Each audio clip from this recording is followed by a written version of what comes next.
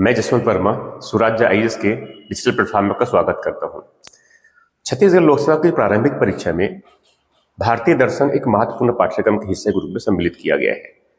यहां से प्रश्न जो है, हालांकि प्रश्न नहीं आते हैं ऐसे बिल्कुल नहीं है, हाँ, मगर ये बात जरूर है कि प्रश्नों की संख्या थोड़ी सी कम होती है।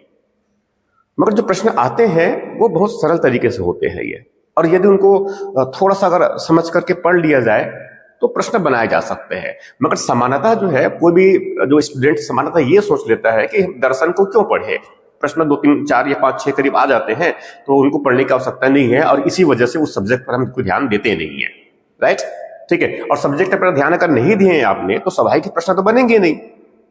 तो क्या आप चाहते हैं कि आपके प्रश्न वैसे दर्शन के पूछेंगे तो ना बने?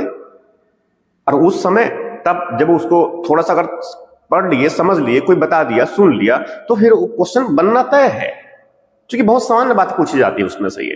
तो वही सब बातें हैं। इन सब बातों को ध्यान में रख करके मैंने ऑलरेडी जो है इससे पहले 2 लेक्चर क्लियर किया हुआ है आरडी दर्शन पर, भारतीय दर्शन पर, ठीक है। और मेरा जो पूरा प्रयास है कि भारतीय दर्शन से संबंधित अगर छत्तीसगढ़ लोकसभा की प्रारंभिक परीक्षा में प्रश्न पूछे जाते हैं तो वो इसमें सम्मिलित हो ही, उन सभी आयामों को मैं एक साथ समेकित करके लेने का प्रयास कर रहा हूं। राइट, तो इसी कड़ी में इसके पहले मैंने जो है वैदिक दर्शन में पहला जो दर्शन है वेद का दर्शन, उसको मैंने डिस्कस किया हुआ है, और आज जो मुझे डिस्कस करना है वह है वैदिक दर्शन में उपनिषद का दर्शन है। आप जानते हैं कि वैदिक दर्शन में पहला वेद का दर्शन भी है और साथ में उसमें उपनिषद का दर्शन भी समाहित, मतलब दोनों का दर्शन एक साथ निहित है। राइट, तो पहले के लेक्चर में मैंने ऑलरेडी जो है वेद का दर्शन को डिस्कस किया हुआ है, आप चाहे तो उनको पहले देख सकते हैं। उसके बाद में दूसरा जो लेक्चर है आज जो डिस्कस करना है मुझे, वहां है मुख्य उपनिषद में दर्शन क्या है हमारा ये। राइट, तो हम यहीं पर आगे बढ़ते हैं ये।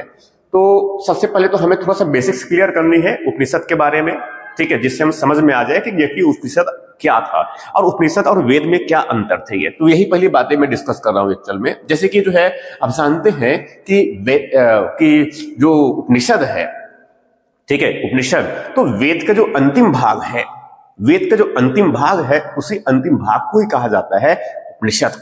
उपनिषद का अगर शाब्दिक अर्थ अगर हम समझे, उपनिषद का अगर हम शाब्दिक अर्थ अगर समझे तो उपनिषद जो शब्द सब बना हुआ है उप नी और सद से, उपनी और सद से। उपनिषद जिसका अर्थ होता है उप निकट, उप पास, नी और सद। इसका शाब्दिक अर्थ जो होता है कि शिष्य जो है अपने गुरु के पास, शिष्य जो है अपने गुरु के पास श्रद्धा पूर्वक बैठकर उपदेश सुनना। एग्जैक्टली यहां कहा जाए तो शिष्य है वह गुरु के पास, गुरु के निकट, ठीक है, बैठ करके क्या करता है, उपदेश सुनता है। किस तरह से? ये बहुत श्रद्धा पूर्वक तरीके से। तो एग्जैक्टली यहां कहा जाए कि उपनिषद जो है उसका अर्थ है गुरु के समीप बैठकर, गुरु के समीप बैठकर श्रद्धा पूर्वक उनका उपदेश सुनना। यही एग्जैक्टली क्या है? उपनिषद है। ये उपनिषद जो ऐसा है जिसमें वेदों का सार निहित है। उपनिषद में वेदों का सार निहित है। इनसाइड में समस्त जो वेदों के जो मूल जो विचार है वो उपनिषद में सम्मिलित किए गए हैं। इसीलिए ऐसा कहा जाता है कि वेदों के अध्ययन के साथ साथ या फिर वेदों का अध्ययन ना करके यदि उपनिषद का अध्ययन कर लिया जाए तो वहां हमें वैदिक जो दर्शन है, उनके जो विचार है, उनकी जानकारी हो जाती है। राइट, तो अब मैं आगे बढ़ जाता हूं। जैसे कि मैंने बेसिक बता दिया इनमें कि वेद के अंतिम जो भाग है, अंतिम जो हिस्से है, वहां कौन है? उपनिषद है। ठीक, अब उसके बाद फिर आगे बढ़ता हूं मैं। ठीक है, जैसे बताया मैंने कि ये उपनिषद जो है गुरु के पास बैठ करके जो है हम जो ज्ञान प्राप्त किए हैं, वही जो रहस्यमय ज्ञान है, वही जो रहस्यमय ज्ञान है वो एक्चुअल में उपनिषद में समाया हुआ है। वो रहस्यमय ज्ञान जिनको आचार्य शंकर ने ब्रह्म ज्ञान कहा, वो आचार्य शंकर ने जिनको ब्रह्म ज्ञान कहा, यही एग्जैक्टली जो है उपनिषद में निहित है। आप जानते हैं कि 108 उपनिषद है, 108 उपनिषद है, मगर उसमें जो मुख्य उपनिषद है वो केवल 10 है। 108 उपनिषद हालांकि है, मगर जो मुख्य जो उपनिषद है वो 10 है। 10 में जो है ईश, केन, प्रश्न, कंठ, मांडुक्य, तैतरीय, ऐतरेय, मुंडक, छांदोग्य और बृहदारण्यक, ये सब उपनिषद सम्मिलित है। ये तो स्वाभाविक है हमें उपनिषद में जो दर्शन कहां पर है, उसमें दर्शन में किस प्रकार के विचार निहित है, वो हमें जानकारी कहां से मिलेगा, उपनिषद में मिलेगा ना। तो इस प्रकार से हमारे पास में कितने हैं, 108 तो उपनिषद है, मगर जो मुख्य उपनिषद है वो कितने हैं, 10 है, जिनके नाम मैंने यहां पर गिना भी दिए हैं। राइट, इसके बाद में आगे जो है, इसमें आगे जो है अगली जो कड़ी है इसका, ठीक है, अगली जो कड़ी है बेसिक क्लियर करने के बाद अब हम जो है थोड़ी सी पहले जो है कि जो वेद और जो उपनिषद है, क्योंकि दोनों वैदिक साहित्यिक ग्रंथ है, मगर उन दोनों के बावजूद दोनों वैदिक साहित्यिक ग्रंथ है। हालांकि दोनों की रचना जो है एक ही कालखंड में नहीं हुआ है, ये बहुत अलग अलग कालखंड में हुआ है। ऋग्वेद तो सबसे पुराने हैं, जानते हैं, उसके बाद फिर जो है उसमें सामवेद, यजुर्वेद और अथर्ववेद की भी रचना हुआ, उसके बाद यहां भी ब्राह्मण ग्रंथ की भी रचना हुआ, उसके बाद अरण्यक ग्रंथ की भी रचना हुआ, तब जाकर के ये जो उपनिषद है उनकी रचना हुई है। तो स्वाभाविक है वैदिक जो दार्शनिक विचार है, मतलब ऋग्वेद में जो दार्शनिक विचार थे और जो उपनिषद में दार्शनिक विचार थे, उसमें बहुत बड़ी मात्रा में जो है काल का अंतर है, बहुत बड़ी मात्रा में काल का अंतर है, उनकी परिस्थितियों का अंतर है। तो स्वाभाविक है दोनों के जो है विचार तो स्वाभाविक है भिन्न होंगे ही होंगे। राइट, तो वही जो है विचार अगर छत्तीसगढ़ लोकसभा की प्रारंभिक परीक्षा में अगर प्रश्न पूछ दिए जाते हैं और वेद और उपनिषद को एक साथ जोड़ करके प्रश्न बना दिया, तो स्वाभाविक है ऐसे प्रश्न जो हम कैसे बनाएंगे। ठीक है, इसीलिए मैंने जानबूझ करके जो है यहां प्रयास किया है कि वेद और उपनिषद में जो मुख्य अंतर है उनको समझा दिया जाए छोटे से ये। ठीक है, तो जैसे कि आप जानते हैं कि वेद में जो मूल विचार है, वेद में जो मूल विचार, वैदिक वेद का दर्शन है, उसमें जो मूल विचार हमें मिलेगा तो कहां मिलेगा, वैदिक साहित्यिक ग्रंथों में मिलेगा ना।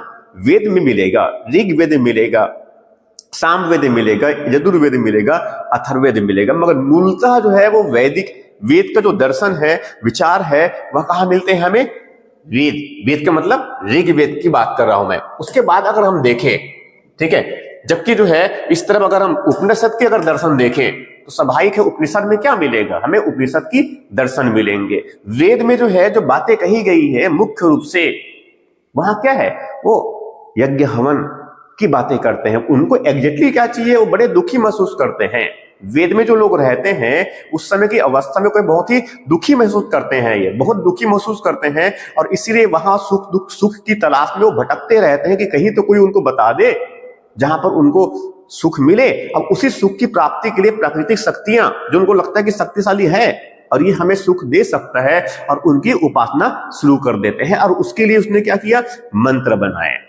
इसीलिए क्या किया उन्होंने, मंत्र बनाए, और उस मंत्र के साथ साथ वहां धीरे धीरे करके कर्मकांड भी करना शुरू कर दिया। कर्मकांड का मतलब किस प्रकार के, उन्होंने यज्ञ, हवन, बलि, इस प्रकार की जो क्रियाएं हैं, तो ये सब कहां मिलेंगे हमें, वेदों में मिलेंगे। जबकि उपनिषद में जो मिलेंगे उसमें वेद में जो कर्मकांड की व्यवस्था जो किया गया था उसी के विरुद्ध एग्जैक्टली अगर देखा जाए तो उपनिषदों का विकास हुआ।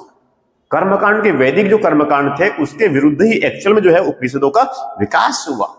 जानते हैं वेद का जो आधार क्या है, वो कर्म है। वेद का जो आधार है वो कर्म है, वो कर्म कांड है। और कर्म कांड मतलब किन की बात कर रहा हूं मैं, यज्ञ हवन किया जाना, कई प्रकार के यज्ञ हवन किया जाना, ठीक है, बलि दिया जाना, ये सब क्या है, कर्मकांड ही तो है। ये सब किसमें मिलेंगे, हमें वेद में मिलेंगे। मगर उपनिषद में ऐसा बिल्कुल भी नहीं है। वो किसी प्रकार से जो कर्मकांड थे उन सब का तो विरोध करता है। उनके प्रतिक्रिया में उन्होंने जो है एक नई प्रकार की विचारधारा जिसे सत्य के बोध होता है, वहां क्या है, ज्ञान। तो उपनिषद में जो आधार है उनका, उपनिषद में जो आधार है, उपनिषद का जो आधार है वहां क्या है, ज्ञान है, वहां क्या है, ज्ञान। जबकि वेद का आधार क्या है, कर्म है। वेद का आधार क्या है, कर्म है। जबकि ज्ञान का, जबकि उपनिषद का आधार क्या है, वहां क्या है, ज्ञान है। वेदों में जो है यज्ञ का वर्णन किया गया है, वेदों में यज्ञ का वर्णन किया गया है, कई प्रकार की यज्ञ, और यही यज्ञ के बारे में जो है बहुत विस्तृत प्रकार से ब्यौरा जो है उस तरफ यजुर्वेद में दिया गया है। यज्ञ की विधि उसमें स्थापित कर दिया गया है। तो वेद में क्या है, यज्ञ की विधियों का वर्णन है। जबकि जो है उपनिषद में क्या है, ध्यान है, धारणा है, समाधि है। ध्यान है, धारणा है, समाधि है, श्रवण है, मनन है, और अंतिम रूप से उसमें जो है, अंतिम रूप में जो है ध्यान है। ठीक इस प्रकार से क्या हुआ कि दोनों में ये बहुत बुनियादी अंतर है। ये वेद बहुदेववादी है, बहुत से देवता है, अनेकांतवादी है। ये वेद के जो लोग हैं, वैदिक लोग जो है वो कैसे हैं, वो बहुत से प्राकृतिक शक्तियों को, अलग अलग प्राकृतिक शक्तियों को उन्होंने मानवीकरण कर दिया है, एक मानव रूप बना दिया, मगर हाँ वो अधिक शक्तिशाली है, इसीलिए उनकी पूजा करें, इनकी उपासना करें, उनकी स्तुति करें, क्योंकि स्तुति करेंगे तो वहां खुश होंगे, प्रसन्न होंगे और वर्षा करवा देंगे। और वर्षा करवा देंगे मतलब किसका? इंद्र की बातें कह रहा हूं मैं, इंद्र की पूजा करने की बातें। तो इस प्रकार से क्या है, वेद एक्चुअल में क्या है, वो बहुदेववादी है, बहुत से देवताओं को जो है वहां उनको मानते हैं। हालांकि जो है उत्तरोत्तर काल में जो है उन बहुत से देवताओं पर भी वहां धीरे धीरे करके शंका करना शुरू कर दिया था, शंका करना शुरू कर दिया था कौन इसमें से महत्वपूर्ण है। तब उसमें से धीरे धीरे उन्होंने बहुत से देवताओं को तो एक साथ में कुछ में मिला ही दिया, मिलाने के बाद कुछ कुछ ने ज्यादा महत्वपूर्ण मानना शुरू कर दिया। अवसरवादी परिस्थितियों या फिर अवसर के अलग अलग अवसर के समय जिस समय वहां खुद पूजा पस्ट कर रहे हैं जिस देवता के भी, तो वहां क्या है, सर्वोच्च है, सर्वशक्तिमान है, वही जो है विश्व का देवता है, इस तरह से मान लिया गया। तो इस प्रकार से क्या है, बहुदेववाद से जो है ये वेद किस तरफ आगे बढ़े हैं, एक वाद की तरफ आगे बढ़े हैं, राइट, एक वाद की तरफ आगे बढ़े हैं, जैसे मैंने बताया। मगर उपनिषद में इस प्रकार से कर्मकांड या प्रकृति उसमें केंद्र में नहीं है उस दर्शन के, ये ठीक है। जबकि उपनिषद में क्या है, मूलतः किस बात पर विचार देता है, वो जीवन के जो अलग अलग विचार, जीवन के अलग जो आयाम है, जीवन के जो आयाम है वह उस पर चिंतन करता है, उस पर मनन करता है ये, राइट। वेद बहुर्मुखी है, वहां जो है सुख शांति की प्राप्ति के लिए जो है बाहर खोजता है, यहां वहां ढूंढता रहता है, इसीलिए जो है देवताओं की स्तुति यज्ञ हवन करके करता है ये इसलिए कहते हैं कि वेद क्या है, बहिर्मुखी, वो बाहर देखता है, वो अपने अंदर नहीं देखता, अपने अंदर आत्मा की तरफ में नहीं देखता। जबकि उपनिषद क्या है, अंतर्मुखी है। उपनिषद क्या है, अंतर्मुखी है, वो अपनी जो है आत्मा आंतरिक भाग की तरफ देखते हैं, अपनी अंदर जो अंतरतम जो आत्मा है अपने उनके बारे में देखता है, उनके बारे में सोचता है। वेद हालांकि जो है आशावादी है, वेद क्या है, आशावादी है, वेद क्या है, आशावादी है, ऐसा कह सकते हैं, ठीक है, बिल्कुल सही है कि वेद आशावादी है। मगर साथ में अगर ये कहा जाए कि उपनिषद निराशावादी है, ऐसा माना जाता है। वेद क्या है, बहिर्मुखी है, उपनिषद क्या है, अंतर्मुखी है। वेद क्या है, आशावादी है और उपनिषद क्या है, निराशावादी है। वेदों में प्रकृति जो है केंद्र में है। वैदिक दर्शन में जो दर्शन है, वेद में जो दर्शन है उसमें प्रकृति जो है केंद्र में है, जबकि उपनिषद में प्रकृति केंद्र में नहीं है, बल्कि जो केंद्र में है वह क्या है, आत्मा है। अंदर जो आत्मा है उनकी बातें करते हैं ये, इसलिए कहते हैं कि यहां जो है अंदर की तरफ, अपने अंतर्मुखी तरफ देखते हैं ये। जबकि वेदिक क्या है, बहिर्मुखी है, राइट। ये जो वेद है उसमें जैसे बताया मैंने, प्रकृति उसके केंद्र में है, जबकि इस तरफ उपनिषद में क्या केंद्र में है, आत्मा केंद्र में है। वहां जो है उस तत्व की विवेचना करता है, मीमांसा करता है।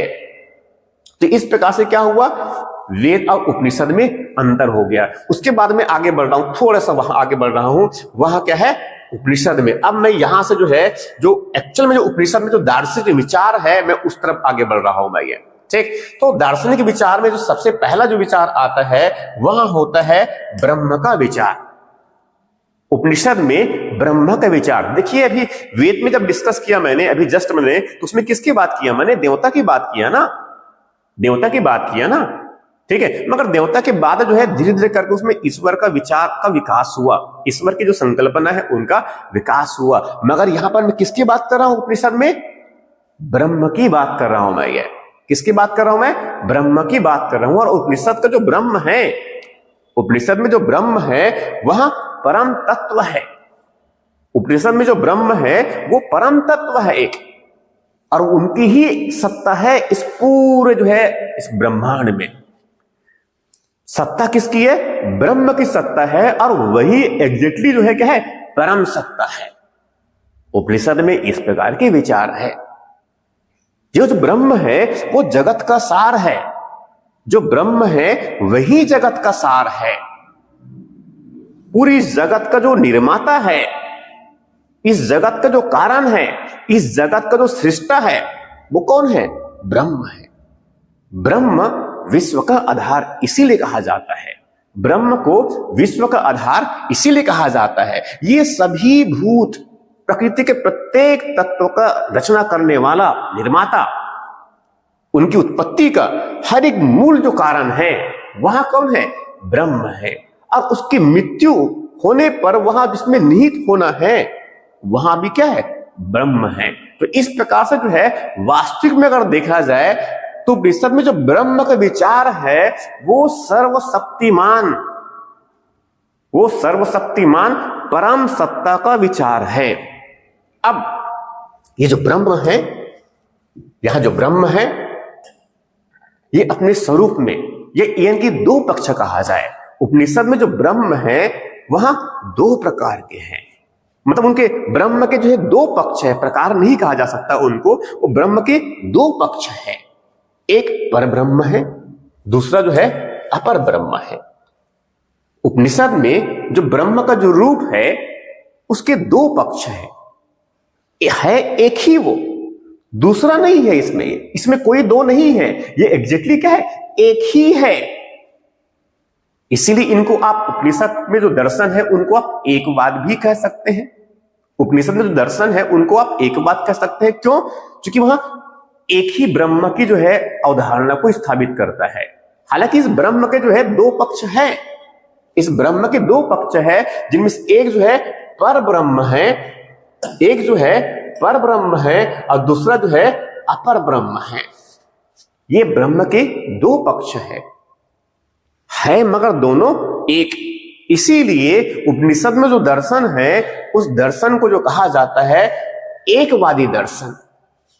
उपनिषद में जो दर्शन है उस दर्शन को कहा जाता है एकवादी दर्शन। अब जो ब्रह्म है उनका जो दो स्वरूप बताया मैंने, दो पक्ष बताया, उनमें पहला जो है वहां जो है पर ब्रह्म है, पहला जो है पर ब्रह्म है, जबकि दूसरा वहां क्या है? अपर ब्रह्म। वहां क्या है? अपर ब्रह्म। ठीक, जिनकी बहुत महत्वपूर्ण गुण है, जिनके गुण दोनों है तो एक मगर वो एक दूसरे के विरोधी के जैसा प्रतीत होते हैं। यहां पर यह कहा जा सकता है जैसे सिक्का तो एक ही है ना, मगर उस सिक्के के कितने पहलू होते हैं? दो पहलू होते हैं ना। तो वैसे जो है ब्रह्म एक है और उसके दो पक्ष है, एक पर ब्रह्म का और दूसरा अपर ब्रह्म का। इसके अगर गुण की अगर बात करेंगे, पर ब्रह्म असीम है, अपर ब्रह्म ससीम है। पर ब्रह्म असीम है, अपर ब्रह्म असीम है। पर ब्रह्म निर्गुण है, अपर ब्रह्म सगुण है। पर ब्रह्म निर्विशेष है, अपर ब्रह्म सविशेष है। पर ब्रह्म निष्प्रपंच है, अपर ब्रह्म सप्रपंच है। पर ब्रह्म स्थिर है, अपर ब्रह्म अस्थिर है। पर ब्रह्म जो है मूर्त है, अमूर्त है, अपर ब्रह्म मूर्त है। पर ब्रह्म उपासना का विषय है, जबकि अपर ब्रह्म उपासना का विषय नहीं होता है। पर ब्रह्म की जो मीमांसा, पर ब्रह्म की मीमांसा नेति कह करके किया जाता है, जबकि अपर ब्रह्म की जो मीमांसा है वहां इति कहकर किया जाता है। पर ब्रह्म को ब्रह्म ही कहते हैं, पर ब्रह्म को ब्रह्म ही कहते हैं, मगर किंतु अपर ब्रह्म को ईश्वर भी कहा जाता है। तो इस प्रकार से जो मैंने बताया कि जो ब्रह्म, उपनिषद में जो ब्रह्म है उनके दो पक्ष है, एक पर ब्रह्म का और दूसरा जो है अपर ब्रह्म का, जिनमें इस प्रकार के गुण होते हैं। अब इसके बाद में आगे बढ़ता हूं, वह है ब्रह्म के लक्षण। वह है ब्रह्म के लक्षण। ब्रह्म के लक्षण का मतलब यह है कि मूल अभिलक्षण क्या है, ब्रह्म के मूल अभिलक्षण क्या है, उनकी मूल विशेषताएं क्या है, यहां भी कह सकते हैं आप। ब्रह्म के तीन मूल अभिलक्षण है। ब्रह्म के, उपनिषद में जो ब्रह्म है उसके तीन अभिलक्षण है। सत, विशुद्ध सत का लक्षण, जो संसार से परे है, वो संसार में नहीं है, वह संसार से परे है। दूसरा लक्षण ब्रह्म विशुद्ध चित है। ब्रह्म विशुद्ध चित है, वो ज्ञाता और ज्ञेय दोनों के भेद से परे है, दोनों के भेद से परे है। ब्रह्म ब्रह्म ब्रह्म विशुद्ध आनंद है। ब्रह्म स्वभावतः आनंदमय है। इसीलिए उपनिषद में जो ब्रह्म है उनको कहा जाता है सत चित आनंद। सच्चिदानंद ब्रह्म है, राइट। तो इस प्रकार से क्या हुआ, ये ब्रह्म के लक्षण है। उसके बाद में आगे बढ़ जाता हूं इस तरफ। वह है उपनिषद में जो अगला जो विचार है, वहां जो अगला विचार है, वहां विचार है इसमें, वहां विचार है जीव और आत्मा का विचार। जीव और आत्मा का विचार। उपनिषद में आत्मा जो है चरम तत्व है। उपनिषद में आत्मा जो है वो चरम तत्व है। आत्मा ही एक तरह से कहा जाए तो आत्मा और ब्रह्म ये अलग अलग नहीं है, ये अभिन्न है। आत्मा और ब्रह्म जो है ये अलग अलग नहीं है, ये भिन्न नहीं है, ये भिन्न है, अभिन्न है। इसीलिए उपनिषद में उस आत्मा के बारे में कहा जाता है जब उनको वास्तविक ज्ञान, उनको जब ज्ञान प्राप्त हो जाता है, उनको विद्या जब प्राप्त हो जाता है, तब वह कहते हैं तत्त्वमसि, वही तू है, ब्रह्म वही है, आत्मा में ही ब्रह्म है। जब यह बोध हो जाता है, उनको ज्ञान प्राप्त हो जाता है, विद्या प्राप्त हो जाता है, आत्मा ही ब्रह्म है, तो वहां कह उठता है अहम ब्रह्मास्मि। कह उठता है अहम ब्रह्मास्मि। तो ये अहम ब्रह्मास्मि, मैं ब्रह्मा हूं, यहां जो विचार है, यहां जो मूल विचार है, यहां उपनिषद का विचार है। और वहां ब्रह्म केवल एक है, दूसरा नहीं है। वो दूसरा नहीं है मतलब वहां अद्वैत है। इसीलिए कहा जाता है कि उपनिषद में जो विचार है, दर्शन में, उपनिषदीय जो दर्शन में विचार है, वहां अद्वैत का विचार है, जिसमें दो नहीं है, वो केवल एक है। इसीलिए इस उपनिषद में जो दर्शन के जो अनुयायी है, उस विचारधारा को कहा जाता है अद्वैतवाद। आत्मा और ब्रह्म के अभेद पर बल दिया गया है। मतलब आत्मा और जो ब्रह्म है वो कोई अलग अलग नहीं, बल्कि दोनों एक्चुअल में क्या है, एक है। आत्मा जो है, आत्मा में मूल चैतन्य है, मतलब आत्मा जो है चेतना युक्त है। आत्मा जो है चेतना युक्त है। आत्मा ज्ञाता है, वो ज्ञेय नहीं है, वो ज्ञान प्राप्त करने वाला है, ज्ञाता है। कौन सा ज्ञान प्राप्त कर रहे हैं उनकी बातें उसमें नहीं है। मूल चेतना का जो आधार है वह क्या है, आत्मा ही है। वेदों उपनिषद में मूल चेतना का जो आधार है वह क्या है, आत्मा ही है। वो आत्मा ही है। जो आत्मा है वो कभी भी जो है जरा नहीं हो सकता, मतलब कभी वह बीमार नहीं हो सकता, वो किसी प्रकार से रोग से वहां पीड़ित नहीं हो सकते। आत्मा कभी उनकी मृत्यु नहीं हो सकता। यही जो विचार है आगे उत्तरोत्तर काल में महाभारत के भीष्म पर्व का जो एक हिस्सा बना, जिनको आप जानते हैं श्रीमद् भगवद गीता के रूप में, उसमें यही आत्मा के विचार को स्थापित किया गया है। इसीलिए भगवद गीता में जो दर्शन है, उस दर्शन को कहा जाता है कि उपनिषदों का जो सार है, उनका जो मूल तत्व, मूल विचार, वो श्रीमद् भगवद गीता में निहित है। उपनिषद में इस प्रकार के आत्मा को लेकर के विचार। इसके बाद फिर आगे बढ़ जाता हूं मैं अगले विचार के बारे में। अगले विचार क्या था उपनिषद में? अब जैसे बताया मैंने जो है आत्मा, तो आत्मा के जो है 4 अवस्था बताया है उपनिषद में। जैसे बताया मैंने आत्मा के तो कई प्रकार से मैंने आत्मा और जीव और उनकी जो है उनमें गुण किस प्रकार के मैंने डिस्कस किए ही, मगर अब आत्मा के कितने अवस्था उपनिषद में? तो आत्मा के जो है चार अवस्था उपनिषद में, पहली अवस्था शारीरिक आत्मा कहा जाता है जिनको, वो आत्मा के जो है उपनिषद में आत्मा की जो है चार अवस्था है, जिनमें पहली जो अवस्था है उसे कहा जाता है शारीरिक आत्मा। दूसरा जो आत्मा है उनको कहा जाता है अनुभविक आत्मा। तीसरा जो आत्मा है उनको कहा जाता है विश्वातीत आत्मा। चौथा जो आत्मा है वहां क्या है, निरपेक्ष आत्मा है। राइट, तो आत्मा जो है उपनिषद में आत्मा के जो अवस्था है वो कितने हैं, चार है।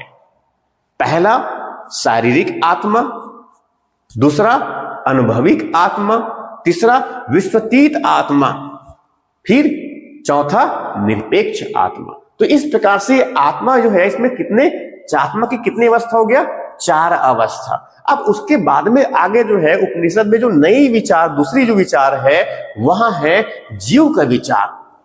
उपनिषद में जीव का विचार, जैसे कि इसके पहले मैंने आत्मा के विचार की बात किया, अब इसके बाद में किसकी बात कर रहा हूं मैं, इसमें जीव की विचार की बात कर रहा हूं मैं। ये उपनिषद में जो जीव है वो आत्मा से अलग है। कुछ कुछ दर्शन ऐसे हैं जिनमें आत्मा और जीव तो एक ही मान लिया गया है, मगर उपनिषद में जीव और आत्मा को एक नहीं माना गया है, ये अभिन्न है। जीव एक्चुअल में जो है व्यक्तिक आत्मा है, जीव एक्चुअल में जो है वह व्यक्तिक आत्मा है, जबकि आत्मा जो है वो परम आत्मा है। वो आत्मा क्या है, परम आत्मा है। जो जीव है वो व्यक्तिक, तो सामान्य जो व्यक्ति है उनकी आत्मा है, जबकि जो आत्मा है उपनिषद में जो आत्मा है वो एक परम आत्मा है, जिनकी परम सत्ता है। जीव आत्मा एक ही शरीर में निवास करते हैं। ये जो जीव है और जो आत्मा है ये एक ही शरीर में निवास करते हैं। और यहां कहा जा सकता है कि एक जीव की जो आत्मा है वो अंधकारमय है, जबकि जो जीव की जो जीव है वो अंधकारमय है, जबकि आत्मा क्या है, वो प्रकाशमय है। जीव जो है, जो कर्म के जो फल उत्पन्न होते हैं उनको भोगता है। जीव कर्म का जो फल उत्पन्न होता है उनको वहां भोगता है। उनको सुख और दुख की अनुभूति होती है, उनको सुख और दुख की अनुभूति होती है। वो जीव जो है अज्ञानी है, आत्मा जो है ज्ञानी है। वो कोई कर्मों का फल नहीं भोगता, उनको सुख और दुख की कोई अनुभूति नहीं होती, वहां ज्ञानी है। जीव कर्म, पाप और पुण्य उनको भोगता है। पाप कर्म, जैसी कर्म वैसे ही फल।